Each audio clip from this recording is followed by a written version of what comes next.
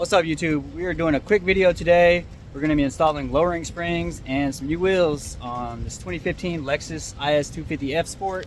So we just got lowering springs because apparently they don't make coilovers for the all-wheel drive model. So they make bags. I was able to find bags, but for now we're just going to throw some lowering springs on there until we can find some coilovers. So that's what we're doing today. It's raining, of course. Oklahoma, it's always freaking raining. I'm always complaining about the weather. It's a big old lightning over there. So if you live in Oklahoma, you know how the weather is over here. Raining, snowing, tornadoes, flooding, all at the same time, you know.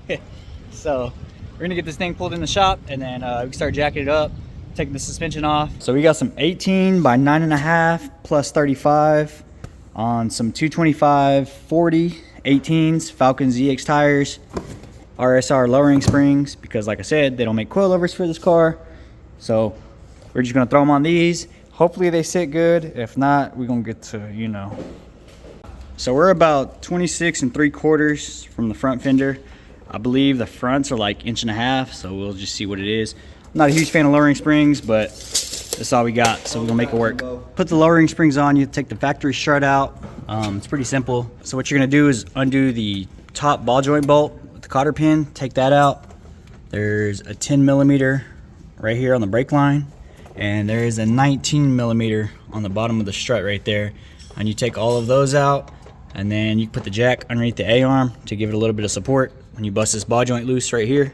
That way it doesn't just spring out at you. And there's gonna be 3 14mm bolts up top on the top hats. So after you get all that out, the strut will come right on out. So you take that all the way out, and then you can compress the spring with some spring compressors, and then you take the springs off and put the lowering springs on.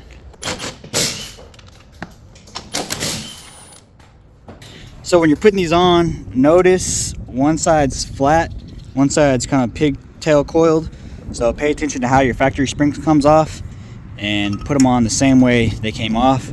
Also, there's a little indentation right here. So you twist the coil until it meets up with that, like so right there. Then you put the top hat back on, put the nut on, you're good to go. Got these Johns on, ready to throw them back in the car. The other side's done as well, so front should be done momentarily. All right, moment of truth to see how well these springs lower this car.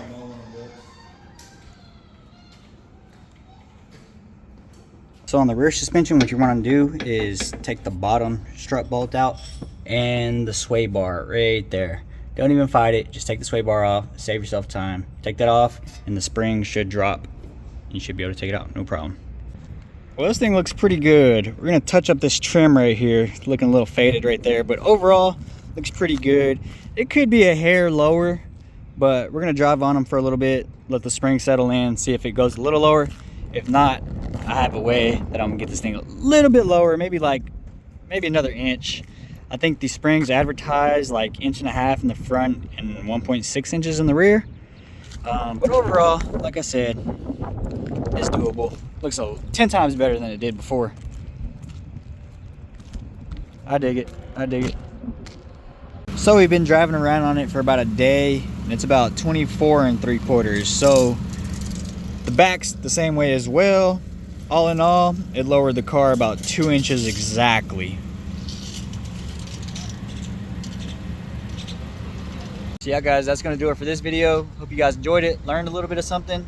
Let me know what you guys think, what we should do next. Lip kit, rear diffuser, splitters, what you think? Let me know in the comments. Peace.